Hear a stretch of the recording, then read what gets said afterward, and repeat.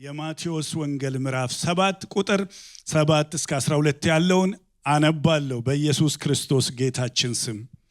ለምኑ ይሰጣችሁማል፣ ፈልጉ ታገኙማላችሁ፣ መዝጊያውን አንኳኩ ይከፈትላችኋል። የሚለምነው ሁሉ ይቀበላልና የሚፈልገውም ያገኛል፣ መዝጊያውን ለሚያንኳኳ ይከፈትለታል።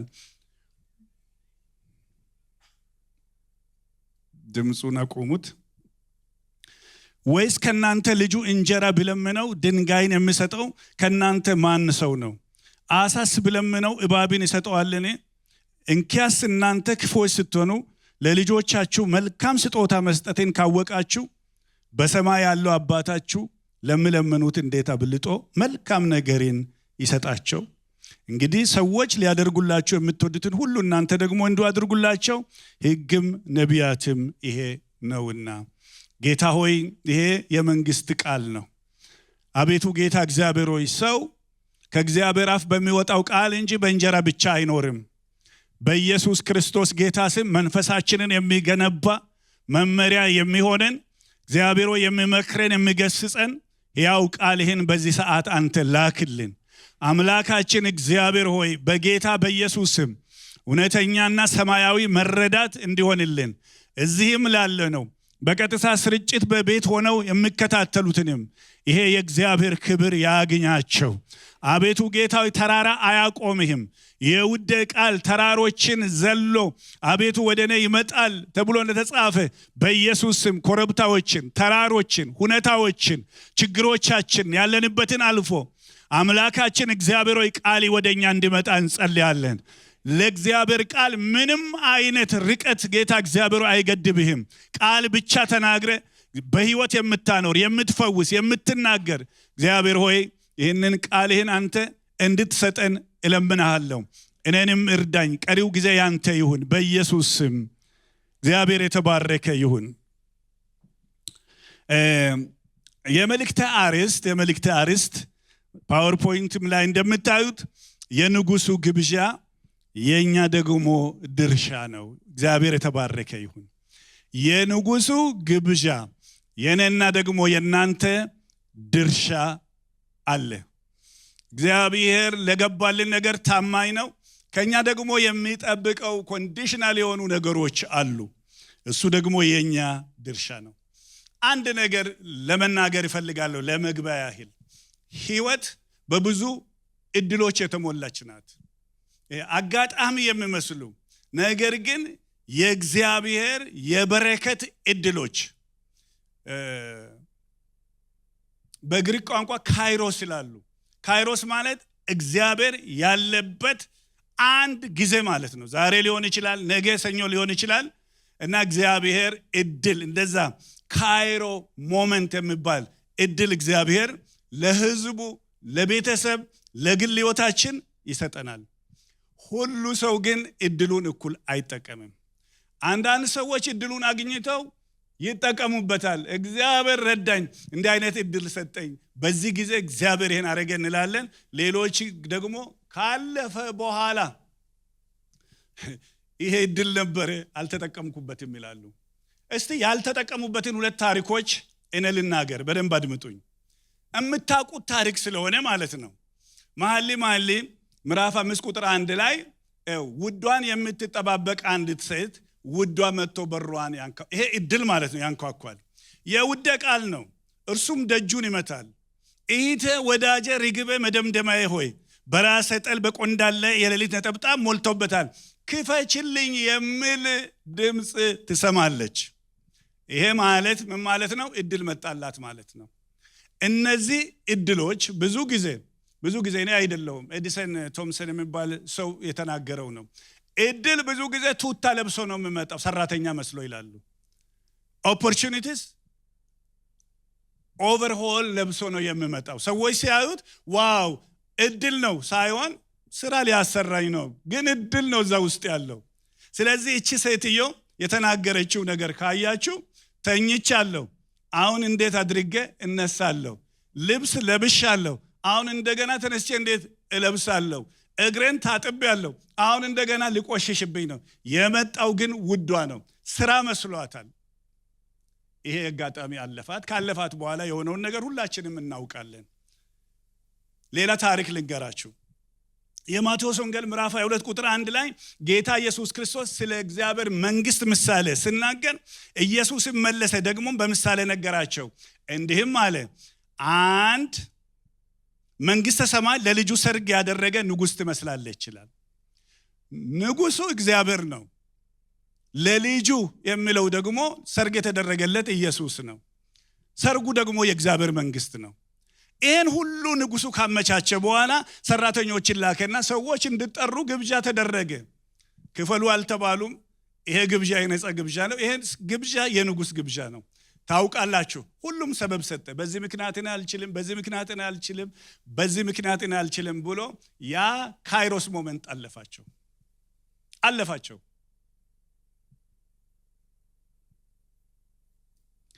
እድል ተሰጥቷቸው እድሉ ያለፋቸው ነው የተናገርኩት። እድል ተሰጥቷቸው ደግሞ በእድላቸው የተጠቀሙ ሰዎች አሉ። ሞካክሯቸው ነበር ይሄ እድል ሊያልፋቸው ብሎ በኋላ እድሉ ያላለፋቸውን ሰዎች ደግሞ ልናገር። አንደኛው አስተር ናት። አስተርን ስታዩት ወደ ንጉሱ ገብታ ህዝቡን እንድታተርፍ እግዚአብሔር በዛ ቦታ ስላስቀመጣት መርዶክዮስ ሰው ላከባትና የተላከባትን ሴት ግን ሪዝናብል የሆነ ሚዛናዊ የምታውቀውን ህጋዊ ነገር መለሰች። ንጉሱ እኮ ላለፉ 30 ቀናት ገና ይቀረኛል፣ ወደሱ እንድጠራ አልተጋበዝኩም፣ በዚህ ጊዜ ወደ ንጉሱ ብገባ እቸገራለሁ ብላ መልእክተኛ መልሳ ስትልክ መርዶክዮስ መልሶ በዚህ ጊዜ ቸል ብቲ እረፍትና መዳን ለአይሁድ ከሌላ ስፍራ ይሆንላቸዋል፣ አንቺና የአባትሽ ቤት ግን ትጠፋላችሁ።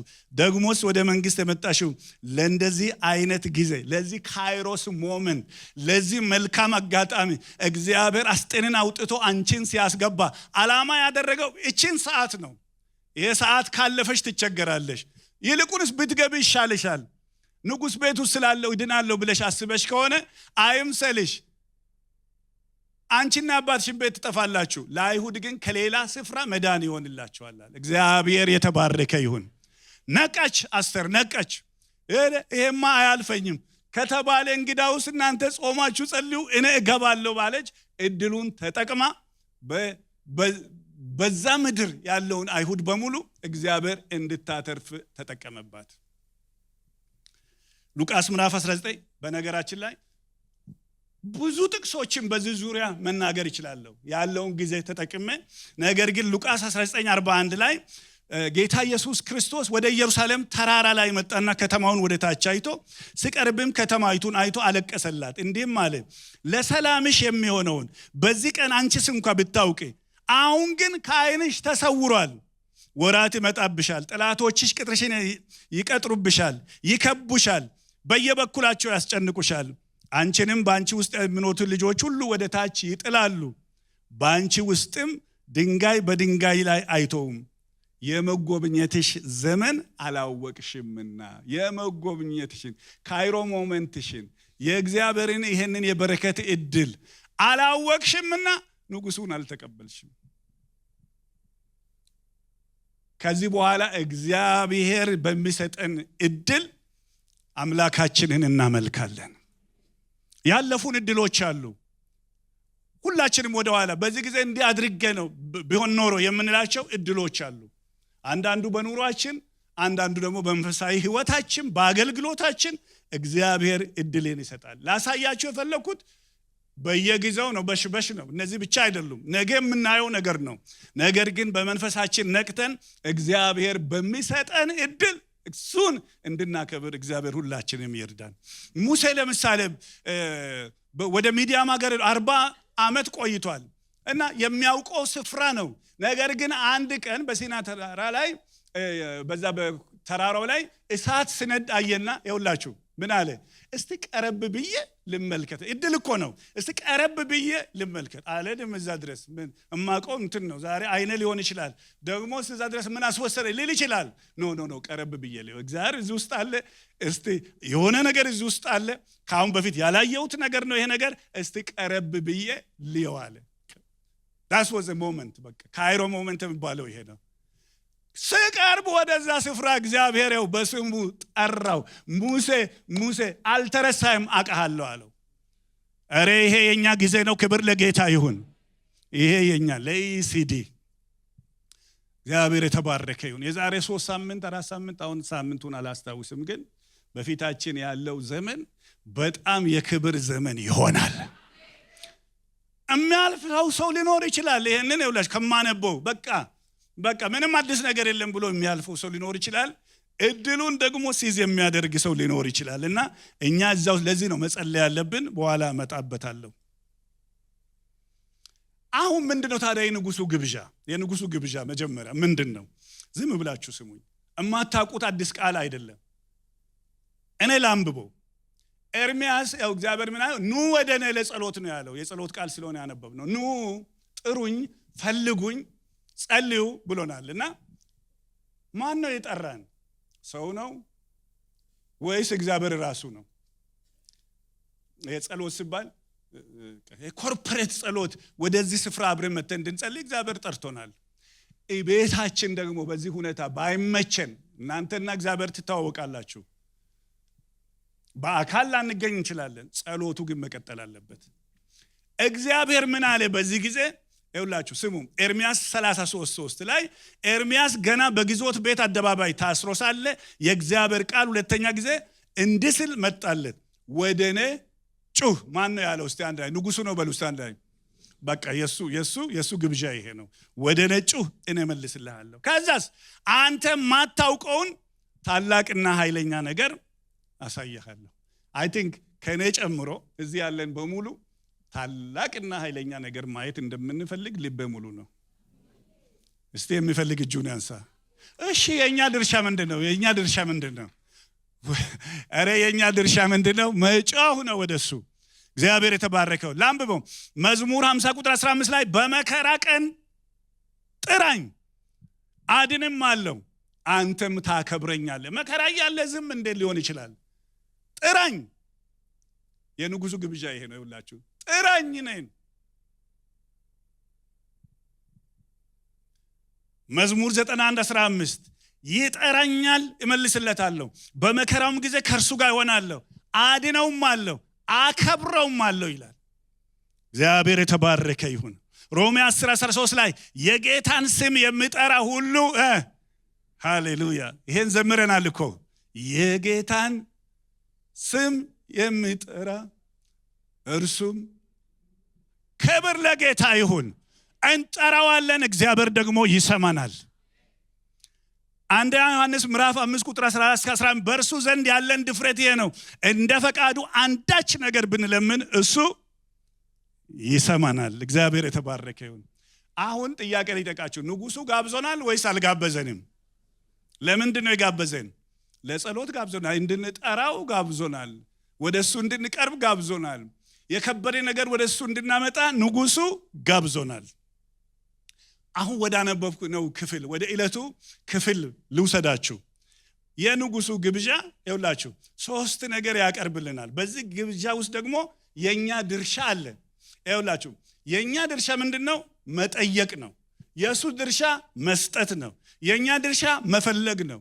የሱ ድርሻ መገኘት ነው። የኛ ድርሻ ማንኳኳት ነው። የሱ ድርሻ መክፈት ነው። እዚህ ጋር አሜን ብንል አንሳሳትም። እግዚአብሔር የተባረከ ይሁን። አንድ በጣም ያዘለለኝን ቃል እዚህ ውስጥ ልንገራችሁ። አንድ ያዘለለኝን መቼም ሰው እንደተገለጠለት ነው እና የሚለምን ፓስተሩ ይቀበላል አይልም። የሚለምኑ አይደለም ብለው ማን ነው መቀበለው? እስቲ አንድ ላይ ክብር ለጌታ። ጠላት ስማ እስቲ የሚለምን ሁሉ በሉ። አዎ የኔ እህት አንቺ ያለሽበት፣ የኔ ወንድም አንተ ያለህበት፣ ማዘር እርሱ አሉበት፣ ሁላችንም አለንበት። የሚለምን ሁሉ ወደ ጌታ ማለት ነው። የሚለምን ሁሉ ይቀበላል ይላል። እግዚአብሔር የተባረከ ይሁን። ስለዚህ ኢንቪቴሽኑ ለማን ነው? ለሁላችንም። ክብር ለጌታ ይሁን። ይሄ በቃ አሁን ግብዣው ለሁላችንም ነው። እግዚአብሔር የተባረከ ይሁን። አሁን ስንት ነገር ነው የተጠየቅነው? ጌታ ራሱ ነው ያስተማረው። አንደኛ ይኸውላችሁ ጠይቁ ነው ያለው። ሁለተኛ ፈልጉ ነው የተባልነው። ሶስተኛው አንኳኩ ነው ያልነው። ይሄ መጠየቅ የሚለው የመጀመሪያው ደረጃ ሲሆን መጠየቅ ምን ያሳያል ካላችሁ ዲፔንደንሲ ከእግዚአብሔር ውጪ ነው መኖር አልችልም። ሁሉ እንደው ለአመት አይደለም ለአንድ ቀን ያላንተ መዋል ማደር አልችልም። ስለዚህ ታስፈልገኛለህ ማለት ነው። ልመናው እዛ ላይ ነው ማለት መጠየቅ የሚለው እዛ ላይ ነው ያለው። የምንጠይቀው ደግሞ አባታችንን ነው። ወደሱ መቅረብ በጸሎት ማለት እሱም መጠየቅ ማለት ለዚህ ቀን የሚያስፈልገኝን ነገር አንተ ካላደረክልኝ እኔ መኖር አልችልም ማለት ነው። እህታችን አስተር ስትዘምር መኖር አልችልም ያለ አንተ ፈራለሁ፣ ሁሉም ጭልምልም ያለ ነው። እሱ ህይወታችን ነው። ክብር ለጌታ ይሁን። ምንድነው የምንጸልየው ወይም የምንጠይቀው? የዕለት እንጀራችንን። የዕለት እንጀራ የሚባለው ነገር ወገኖቼ ሆይ አንደኛ ምን በላውን እንጀራ ይጨምራል። ነገር ግን ትዳሬን ይጨምራል፣ ኑሮዬን ይጨምራል፣ ስራዬን ይጨምራል፣ አገልግሎቴን ይጨምራል፣ ጤንነቴን ይጨምራል። አያችሁ፣ ዛሬ የሚያስፈልገን ነገር በሙሉ መጠየቅ ማለት የዕለት እንጀራን መጠየቅ ማለት ነው። እግዚአብሔር ሁላችሁ ሲያዘጋጅ ቀደም ብሎ ይሄ ጌታ በየቀኑ አስፈላጊያችን እንደሆነ ለማሳየት በምድረ በዳ እስራኤላውያኖች መና አዘነበላቸው። ይሄ መና ግን በየቀኑ ነበረ የሚመጣው እንጂ በሳምንት አንድ ቀን አልነበረ የሚመጣው። ነገራቸው እንዳውም አብዝተው ስቶር ማድረግ የፈለጉ ማስቀመጥ የፈለጉ በሰበሰባቸው ይላል ሊበሉት እስከማይችሉ ድረስ። ነገር ግን በየቀኑ ይሰጣቸው ነበረ። ምን እያሳያቸው ነው? እኔ ያስፈልጋቸዋል፣ ለሚያስፈልጋችሁ ነገር ወደ እኔ ኑ ነው የሚለው። ክብር ለእግዚአብሔር ይሁን።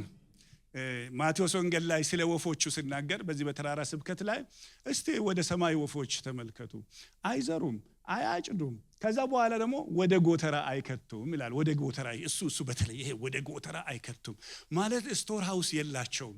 ለዛሬ አመት አስቀምጫለሁ እንደዛ ሰነፍ ገበሬ አይሉም። በቃ ነፍሴ ወይ ቢጠጭ እንደምለው መጋዘን ውስጥ እነዚህ ወፎች አያስቀምጡም። ነገር ግን የሰማዩ አባታችሁ ኤቭሪዴይ የሚያስፈልጋቸውን ነገር ያዘጋጅላቸዋል። ወገኖች እግዚአብሔር ያብዛልን ብዙ ነገር። ነገር ግን መጋዘን ከፍለን ባስቀመጥን ቁጥር ሴቪንጋችን በጨመረ ቁጥር ለዛሬ 10 ዓመት በቀኛ ምነው በበዛ ቁጥር በእግዚአብሔር ላይ ያለን መደገፋችን ወገኖች አደጋ ውስጥ ነው ያለው። አደጋ ውስጥ ነው ያለው። ስለዚህ እግዚአብሔር በየቀኑ የሚያስፈልገን ነገር ለሰማይ ወፎች እንደዚህ በየቀኑ ካዘጋጀው እናንተንማ እንዴት ያላዘጋጅላችሁም ነው የሚለው። እምነት ስጠፋ ስቶር ሃውሱ ነው የምታየን፣ ስናምነው ደግሞ አባቴ ያዘጋጃል ነው የምንለው። እግዚአብሔር የተባረከ ይሁን። ባለፈ ሳምንት ትንሽ ተናግራለሁ፣ ልድገም። ምንም ነገር በቃ እንደው ሴቪንግ አይኑራችሁ እያልኩ አይደለሁም። ነገር ግን ተስፋ የምናደርገው በዚህ ዓለም ባለጸጋ ሀብታሞች መስሎ ለምታዩ ትምክህታቸው በእግዚአብሔር እንጂ ባላቸው ነገር ላይ እንዳይሆን ይህንን እዘዝ፣ ምከር፣ ገስጽ ይላል ጳውሎስ ለጢሞቴዎስ ሲጽፍ። እሱን ተስፋ እንድናደርገው እግዚአብሔር ይርዳን። እግዚአብሔር የተባረከ ይሁን። ስለዚህ መደገፍ በየቀኑ ስንመጣ ምን እያል ነው? ትህትናን። ከዛ ያ በምድረ በዳ የወረደው መና የጌታችን የኢየሱስ ክርስቶስ ስጋ ቃል ምሳሌ ነው። ስለዚህ እኔ አሁን ምን እያል ነው ያለ ነው? ያለዛ መና መኖር እንደማንችል ጌታ ሆይ ያላንተ መኖር አልችልም። በየቀኑ ካልበሉ መኖር እንደማይችሉ በየቀኑ አንተን ሳላመልክ ደቀ መዛሙርቶችን እንኳን እለት ተከተሉኝ አለ። በየሳምንቱ አላለ። ስለዚህ ጌታ የተባረከ ይሁን። ጮክ በሉና አባቴን እጠይቃለሁ በሉ። ክብር ለጌታ ይሁን። ደስ የሚለው ግን ይሄ የሚጠየቀው አባት ሰው አባታችን ነው፣ አምላካችን ነው። ያለን የአባትነትና የልጅ ግንኙነት ነው ያለን። ጨካኝ ሳይሆን አሳቢ አባት፣ ሊባርከን የሚፈልግ አባት። እሱም በኋላ መጣበታለሁ። ስለዚህ የጌታ ጸሎት የሚባለው ላይ ጸልዩ ያለው እንዴት ነው? በሰማያት የምትኖር አባታችን ሆይ፣ ከዛ ወደ ታች ሲወርድ የዕለት እንጀራችንን ስጠን ዛሬ። ስለዚህ የአባት ማንነት ከገባን በየዕለቱ ፊቱ መቅረብ አያስቸግረንም። ስለዚህ ወደ አባታችን ነው የምንመጣው። ሁለተኛው ደግሞ መፈለግ፣ ሁለተኛ ደረጃ ነው መፈለግ። እጁን ሳይሆን ፊቱን ነው። እግዚአብሔር የተባረከ ይሁን። ስለ ማንነቱ አንደኛ ዜና 16:10-11 ላይ በቅዱስ ስሙ ተጓደዱ፣ እግዚአብሔርን የሚፈልግ ልብ ደስ ይበለው። እግዚአብሔርን ፈልጉት ትጸናላችሁ። ሁሉ ጊዜ ፊቱን ፈልጉ፣ ሁሉ ጊዜ ፊቱን ፈልጉ። እግዚአብሔርን የሚፈልግ ልብ ደስ ይበለው። እግዚአብሔርን የሚፈልግ ልብ ደስ ይበለው። ደስታ የሚባለው ነገር፣ ይሄ ክብር የሚባለው ነገር በቃል የማይገለጠው ሐሰት የሚመጣው ከየት ነው ካላችሁ እግዚአብሔርን ከመፈለግ ነው። ዳዊት በመዝሙር 27:8 ላይ አንተ ፊትህን እሹት ባልክ ጊዜ አቤቱ ፊትህን እሻለሁ፣ ልቤ አንተን አለ ይላል። እሹኝ ባልክ ጊዜ አቤቱ እኔ ፊትህን እሻለሁ። ይሄ ካይሮስ ሞመንት ነው ለኛ ቤተ ክርስቲያን። እግዚአብሔር ፊትህን እሹት እያለ ነው ያለው። አንተ ፊትህን እሹት ባልክ ጊዜ ፊትህን እሻለሁ። እግዚአብሔር ሁላችሁ ከጠየቅነው የሚጠይቅ ሁሉ ይቀበላል። የሚፈልግ ሁሉ ደግሞ ምንድነው የሚለው? እኔ እገኛለሁ ነው የሚለው። ስለ ዳዊትና ስለ ሰሎሞን ግንኙነት የአባት ምክር ለልጅ ብዙ ጊዜ እዚህ ተናግሬያለሁ፣ ግን አንድ ነገር ዛሬ ጨምር ልናገር። አንተም ልጄ ሰሎሞን አለው ዳዊት ልጁን አቆሞ፣ አንተም ልጄ ሰሎሞን ሆይ እኔ መሄዴ ነው፣ ኖሬ አይቼዋለሁ፣ የታቹንም የላዩንም ክብሩንም ውርደቱንም አይቻለሁ። አሁን ሰሎሞንን አቁሞ የመጨረሻ ምክር ሲሰጠው አንተም ልጄ ሰሎሞን ሆይ እግዚአብሔር ልብን ሁሉ ይመረምራልና የነፍስንም ሐሳብ ሁሉ ያውቃልና የአባቴን አምላክ ይወቅ፣ በፍጹም ልብና በነፍስ ፈቃድ አምልከው፣ ብትፈልገው ታገኘዋለህ። ይሄ ነው የፈለግኩት። ብትፈልገው ታገኘዋለህ። እግዚአብሔር የሚገኝ አምላክ ነው። ከፈለግነው እናገኘዋለን። ብትተወው ግን ለዘላለም ይጥልሃል ይላል። እግዚአብሔር በሚገኝበት ጊዜ ፈልጉት፣ ቀርቦም ሳለ ጥሩት ይላል። ይሄ እግዚአብሔር ለኛ የተገኘበት ጊዜ ነው። ይሄ የበረከት እድሎችን ይዞ የመጣ ደመና ነው። ይሄ ጊዜ እንዳያልፈን እግዚአብሔር የተባረከ ይሁን። ስለዚህ እንጠይቃለን፣ እግዚአብሔር ደግሞ ይሰጣል። እንፈልጋለን፣ እግዚአብሔር ደግሞ ይገኝልናል። ሶስተኛ ግን ማንኳኳት የሚባል ነገር አለ። እግዚአብሔር አጥብቀን እንድንጸልይ አንኳክተን እንድከፈት የሚፈልገው ነገር ስላለ ይሄንን ደግሞ ሶስተኛውን ጌታ ራሱ የተናገረው ነገር ጠይቁ፣ ፈልጉ፣ ደግሞ ማንኳኳ አለ። ማንኳኳት ማለት እግዚአብሔር በአንድ ነገር ልባችንን ሞልቶ ተናግሮን አቅጣጫ ሰጥቶን ነገር ግን በር ሲዘጋ ማለት ነው። ለምሳሌ ሐዋርያው ጳውሎስ ቆሮንቶስ ላይ ምዕራፍ 16:9 ላይ ሲጽፍ ስራ የሞላበት ትልቅ በር ተከፍቷል፣ ነገር ግን ተቃዋሚዎች ብዙ ናቸው። ኦፖርቹኒቲው ይታየዋል። ልቡን የሞላ ነገር አለ፣ እግዚአብሔር እንዲያደርግ የተናገረው ነገር አለ። ነገር ግን ትልቅ በር ብቻ አይደለም፣ ትልቅ በር ነው የተከፈተው። ነገር ግን ተቃዋሚ ብዙ ነው። ምንድነው ጳውሎስ እዚህ ጋር ማድረግ አለበት? ማንኳኳት ነው። እስኪከፈት ድረስ በእግዚአብሔር ፊት መቆየት ነው፣ መጸለይ ነው። እና ደስ ይበላችሁ፣ በሩን አንኳኳ ነው የተባልነው እንጂ ግድግዳ አንኳኳ አልተባልንም። ልክ ነኝ ያልኩት ነገር ግድግዳ አይደለም። በር ከሆነ ድረስ የመከፈት ተስፋው ትልቅ ነው። እግዚአብሔር የተባረከ ይሁን። ደግሞ ታውቃላችሁ በሩን የሚቆለፈው ከውስጥ ነው። እነሆ በደጅ ቆሜ አንኳኳለሁ ጌታ ያለው አንኳኳለሁ ያለው የቁልፉ እኛ ልብ ውስጥ ነው ያለው፣ በውስጥ ነው ያለው። ስለዚህ ውስጥ ያለነው ነው መክፈት ያለብን። ጌታ ሰብሮ አይገባም። ኢየሱስ ጨዋ ነው፣ በርግዶ አይገባም። የልብን በር ከፍቶ ነገር ግን ፈቃድ ይጠይቃል። ብንከፍትለት ገብቶ ሰላም ህይወት ይሰጠናል። እስቲ ለጌታ እስቲ እልልታና ጭብጨባ ለእግዚአብሔር አምጡ። እግዚአብሔር የተባረከ ይሁን። አሁን በጣም ስሙኝ፣ እዚህ ጋር በደንብ ስሙኝ። አሁን የጸሎት በር ነው የሰው በር አይደለም፣ የጸሎት በር ነው፣ የእግዚአብሔርን በር ነው ያንኳኳ ያለ ነው። ስለዚህ በሩ ደግሞ የተቆለፈው ከውስጥ ነው። አንዳንድ ጊዜ ሰው ቤት ሄዳችሁ ደውላችሁ ቴክስት አድርጋችሁ ለመምጣት ፈልጋችሁ ሰዎቹ አይመልሱም። ስለዚህ ቤተሰብ ከሆነን ቤተዘመድ ከሆነን ያን አይል የምንቀራረብ ከሆነ ምን ነክቷቸው ነው ሄጄ ላንኳኳ ብለን ቤታቸውን እናንኳኳለን። ውስጥ ካሉ ይከፍታሉ፣ ውስጥ ከሌሉ ግን ምን ያህል ብታንኳኩ አይከፈትም በሩ። ለምን? ሰው ውስጥ ስለሌለ። ወደ እግዚአብሔር ስንመጣ ግን እግዚአብሔር ሁሉ ጊዜ አለ። ኧረ ክብር ለጌታ ይሁን። ጌታ ሁሉ ጊዜ አለ፣ አጠገባችን አለ። ስንጸልይ አለ። ስናንኳኳ በሌለ ቤት ውስጥ ሳይሆን ጌታ አጠገባችን ሆኖ እየሰማ ድምጻችን እየሰማ ልጆች አንኳኩ እያለ ለምንድን ነው ታዲያ የማይከፍተው? ያ ነገር ለምን አይሆንም የሚለው እሱ ውስጥ ከቻልን እንነጋገራለን።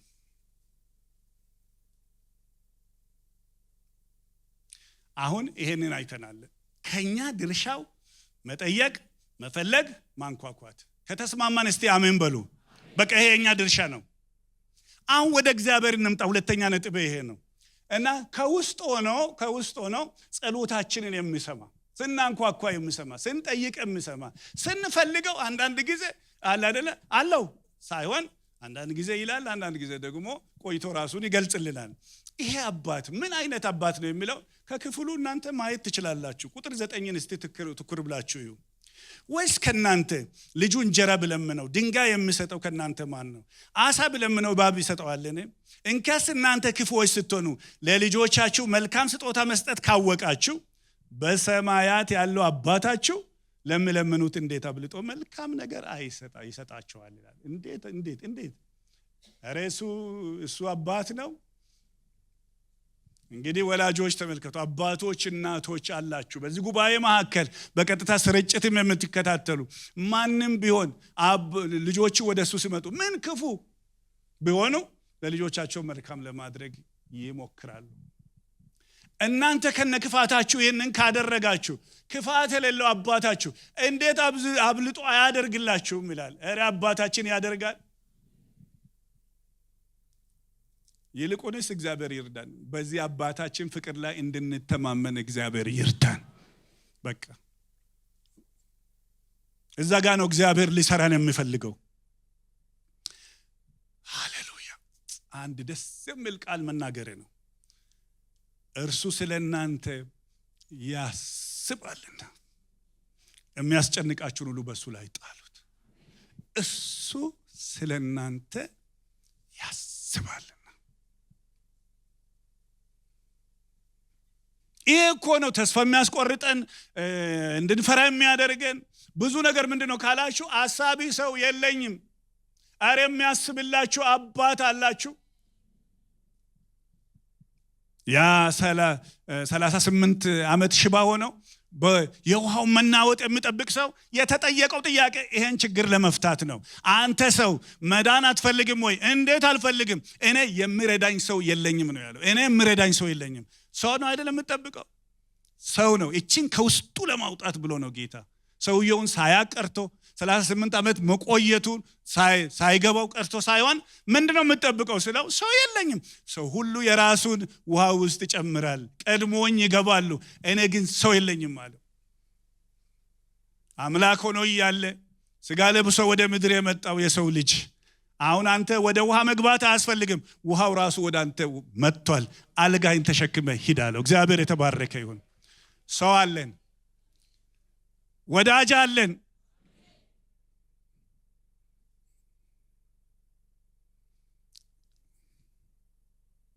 እኔ 2 ጊዜ በረኝነት አልፌያለሁ። አንድ ጊዜ ኢትዮጵያ ውስጥ እያንዳንዱን ጥቂት ብዙ አይደሉም ግን ጥቂት በስም አውቃቸዋለሁ። ልክ የሰው ስም እንደምጠራ የከብቶቹን ስም እጠራለሁ። እነሱም ያቁኛል፣ በሽታቸው ወደ እኔ ይመጣሉ። እረኝነት ማለት ነው። በጎቼ ድምጼን ይሰማሉ፣ አውቃቸዋለሁ። ኬንያ በነበርኩ ጊዜ ራንች ውስጥ ነው የምሰራው። 30,000 ከብት 500 ይገዛሉ፣ 500 ይሸጣሉ። ስለዚህ አንዳቸውም አያውቁኝም፣ እኔም አላውቃቸውም። ምን እንደማደርግ ታውቃላችሁ? ካምፓኒው ያስተማረን ቁጥር ነው የሚመታው። ቁጥር 7 ቁጥር 8 ያውም እሳት በጋለ እሳት ውስጥ ቁጥሮቹ በጋለ እሳት ውስጥ ይገባሉ። ከብቶቹ በክራሽ ይባላል የሆነ ነገር ውስጥ ያልፋሉ። 1 አትማለ 2 እና በተለጠፈ ቁጥር እነሱ ላይ ባረፈ ቁጥር እሳቱ ብረቱ ምን ይሆናል? ይቀዘቅዛል። ሌላ አለ፣ ሌላ ቁጥሮች ብዙ አሉ እሳት ውስጥ የሚቆዩ ወዳው ቹ 500 በትንሽ ጊዜ ውስጥ ሌሎች ደግሞ ይመጣሉ። ስለዚህ በቁጥር ነው የማውቀው እንጂ አንዳቸው 500 ተሸጧል 500 ተገዝቷል ይላል።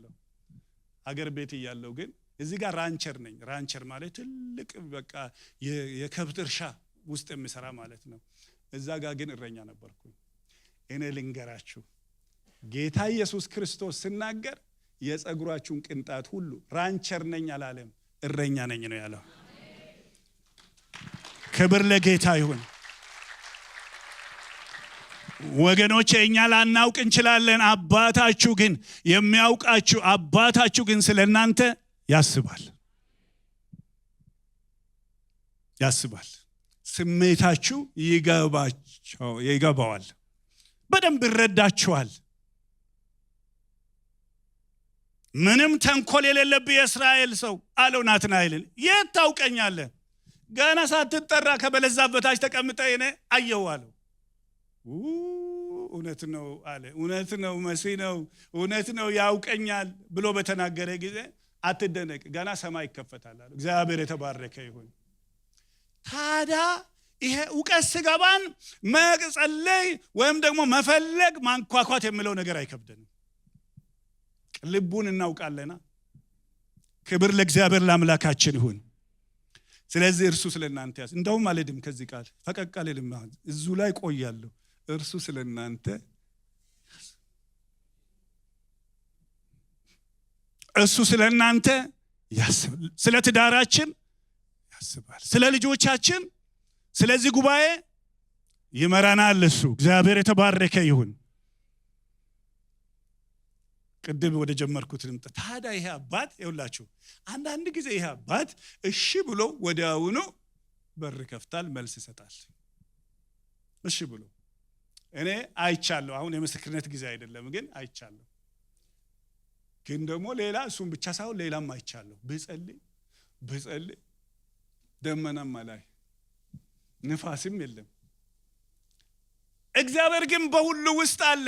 አንዳንድ ጊዜ ቆዩ፣ ጊዜው ትክክል አይደለም የምልበት እሱ የጊዜ ባለቤት ነው። በጊዜው ከፍ እስኪያደርጋችሁ ድረስ ከኃይለኛው ከእግዚአብሔር በእጅ በታች ራሳችሁን አዋርዱ። ጊዜ የሚባል ነገር ደግሞ አለ። እሱ ያውቃል። ክብር ለጌታ ይሁን። መርዶክዮስ የሚባል ሰው ገበታና ታራ የሚባሉ ሰዎች ኩደታ ለማድረግ በፈለጉ ጊዜ ያጋለጣቸው እሱ ነው። ሽልማት ግን ምንም አላገኘም። ተመልሶ ወደ መንገዱ ነው የሄደው። እግዚአብሔር ይውላችሁ ታጠቅሞበት፣ ነገር ግን ሴቪንግ ውስጥ አድርጎታል። ጊዜው ሲመጣ ከፍ ያደርገዋል። አያስፈልገውም ነበር ሽልማት ያን ጊዜ። ግን በ127 ያሉ አይሁዶች ሊያልቁ በተዘጋጁበት ጊዜ ንጉሱ እንቅልፍ አጣ ሌሊት። ከዛ በኋላ ከላይብራሪ መካከል አንድ መጽሐፍ ስቦ ሲያወጣ ያየው የመርዶክዮስን ታሪክ ነው። ለዚህ ሰው ምን ተደርጎለታል? ምንም አልተደረገለትም። ጊዜው አሁን ነው። ጮክ በሉና ለእግዚአብሔር ክብር አሜን በሉ። በጊዜው እሱ ሁሉንም ምን አድርጓል? ውብ አድርጎ ሰርቶታል። እግዚአብሔር ይመስገን። በጊዜው ነው። ያለ ጊዜ የሆነ ነገር በሙሉ መልካም አይደለም። የሚገርማችሁ ነገር አንዳንድ ጊዜ ደግሞ አይሆንም ይላል። አይሆንም፣ በቃ አይሆንም። እኔ ስላልተመለሱ ጸሎቶቼ ሁሉ ጌታን አመሰግነዋለሁ። እሱ አዋቂ ነው። አያችሁ ትልቁ ነገር እግዚአብሔር ከነና ከናንተ እንፈልገው በሱ መታመን ላይ ምንም አልጠራጠረውም። አባቴ ነው፣ ስለኔ ያስባል። መልካም የሆነ ነገር እንደውም በጎ ስጦታ ሁሉ ፍጹም በረከት ሁሉ ከላይ ናቸው። መለወጥ በእርሱ ዘንድ ከሌለ፣ በመዞር የተደረገ ጥላ በእርሱ ዘንድ ከሌለ ከብርሃናት አባት ነው። አንድ ክፉ ነገር ከሱ ዘንድ ወደ እኔ አይመጣም። እሱ የመልካም ነገር ሁሉ ምንጭ ነው። ጌታ የተባረከ ይሁን። ስለዚህ ሰዓቱ ሲደርስ እግዚአብሔር ያደርገዋል። እኔ በሆነ ነገር ሳይሆን የሚከተለው ታምኜ እሱን ትረስት አድርጌ ልቡን ተማምኜ በምሪቱ ተማምኜ ነው የሚከተለው። ክብር ሁሉ ለእግዚአብሔር ይሁን። አያችሁ የኛ ድርሻ አለ፣ መጠየቅ፣ መፈለግ፣ ማንኳኳት። የሱ ድርሻ ደግሞ በአባትነቱ ይኸውላችሁ መስጠት፣ መገኘት፣ የተዘጋውን መክፈት።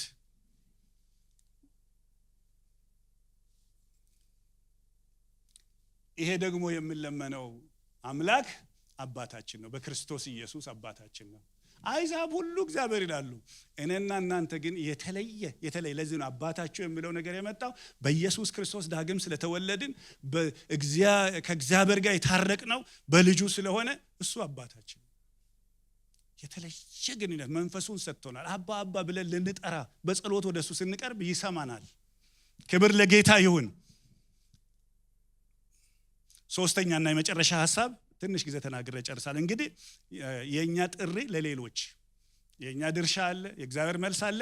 የኛ ግን በኑሯችን የኛ ድርሻ አሁን ከዚህ ስንወጣ መስራት ያለብን ነገር ቁጥር 12 ላይ እንግዲህ ይላል። እንግዲህ ተመልከቱ፣ ከላይ ያለውን በደንብ አድርጋችሁ አስባችኋል። አሁን እንግዲህ እኛ ከእግዚአብሔር ጋራ ጸሎት ማለት መቀበል ሳይሆን ሪሌሽንሺፕ ስለሆነ የአባትና የልጅ ግንኙነት ስለሆነ መነጋገር ስለሆነ አሁን ስለተገኘልን ስለተከፈተልን ልቡን ስላገኘን ደቀ መዛሙርቶቹ ስለሆን ስለምንከተለው ብዙ ነገር ከምንቀበለው በላይ ህይወታችን ከሱ ጋር ስንገናኝ ተለውጧል።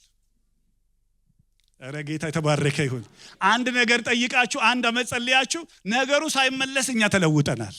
ስለዚህ ሌላ ማንነት አለን። ባህሪያችን በዛ ውስጥ ተቀርጿል።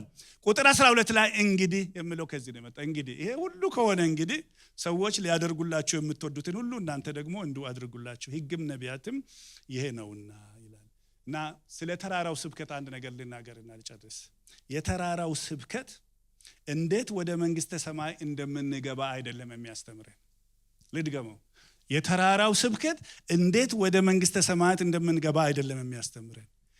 የተራራው ስብከት የእግዚአብሔር መንግስት ዜጎች ነንና እናንተ የእግዚአብሔር መንግስት ዜጎች ለሆነው ደቀ መዛሙርት እንዴት በምድር ላይ መኖር እንዳለብን ነው። ኦሬዲ ገብተናል። በክርስቶስ ኢየሱስ በጸጋው ድነናል። የሱ መንግስት ዜጎች ነን። እሱን ነው የምንከተለው። ደቀ መዛሙርቶቹ ነን። ስለዚህ ይሄ የሚያስተምረው እንዴት እንደምንገባ ሳይሆን እንዴት እንደምንኖር ነው። አሁን የምንቸገረው እኮ ይሄ ነው። ከእግዚአብሔር የተቀበልነውን ነገር ሰዎች ሊያረጉላቸው የምትወዱትን ሁሉ እናንተ ደግሞ ሂዱና አድርጉላቸው። እስቲ ይቅርታ ሰው እንዲያረግልን የምንፈልግ አድርጉላቸው። ምህረት እንዲደረግልን የምንፈልግ እስቲ አድርጉላቸው። ሰው ፍቅር እንዲሰጠን የምንፈልግ ሰው ትሁት ሆኖ እንዲገኝ የምንፈልግ ትሁታን እንሁን። ሰው እንድታገሰን የምንፈልግ ሂዱና ታገሱ። ይሄ የመንግስት ዜጋ መተዳደሪያ ደንብ ነው። ይሄ እንግዲህ ጎልደን ሩል የሚባለው በብዙ መንገድ ሰዎች የሚያውቁት ጌታ ኢየሱስ ክርስቶስ አያይዞ የሰጠን ከተራራው ስብከት ከጸሎት ጋራ ነው። የጸሎት ሰዎች የሚታወቁት በይቅርታ ነው። ቤተክርስቲያን የምትታወቀው በይቅርታ ነው፣ በምህረት ነው። ሰዎች እንዲያደርጉላቸው የምትፈልጉትን ነገር ሁሉ ሄዳችሁ አድርጉ ይላል። በዚህ ልጨርስ። አምላካችን የእንደገና አምላክ ነው። እዚህ ጋር አሜን ይባላል። ትላንትና እድል አልፎን የተቆጫችሁ አትቆጩ። ትላንትና በሆነ ነገር አለፈኝ የምትሉ የተጸጸታችሁ አትጸጸቱ። አምላካችን እንደገና እድል የሚሰጥ አምላክ ነው። እድሉ ምንድነው? ወደ ነቅረቡ ነው። እግዚአብሔር በሚገኝበት ጊዜ ፈልጉት፣ ቀርቦም ሳለ ጥሩት። እግዚአብሔር ወደሱ ከቀረብን ከጠራነው ከፈለግነው ካንኳኳን በእኛ ህይወት አልፎ አንደኛኛም መባረክ ብቻ ሳይሆን እኛን ደግሞ ለበረከት ሊያደርገን ይፈልጋል። ክብር ሁሉ ለጌታ ይሁን። ይህንን ያልኩት ምንድነው? በጣም ኃይለኛ የጸሎት ሲዝን ውስጥ ነው ያለነው። ይቀጥላል፣ ነገም እንቀጥላለን።